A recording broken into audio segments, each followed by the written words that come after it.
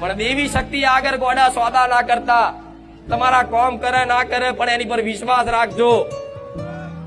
સોદા કરે ગોડા એ શું કહેવાય? સ્વાર્થનો સોદો કહેવાય. સોદા તમે પોતાના જોડ ક્યારેય ના કરો.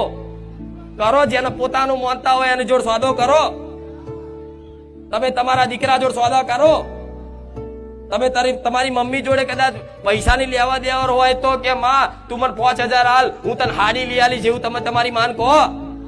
જેમ કે માની ફરજ છે, દીકરો કદાચ માગે અને જરૂર હોય તો માં કદાચ નહીં હોય ને તો તમારા માટે ચોક કદાચ કોમ કરી આવીને વાહણ કહી આવીને એ દીકરા લાલ છે.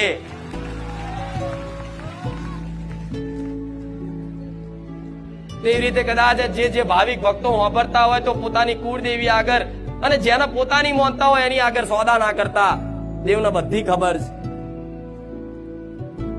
એને બધી જ ખબર છે, એક એક વસ્તુની ખબર છે. તમારા જીવનમાં શેની શેની જરૂર છે, જેની જેની ખોટ છે, તમારી માં ધોન રાખીને બેઠી છે. અને દીકરાઓ ખાલી એક વખત સમર્પણ તો કરી જુઓ.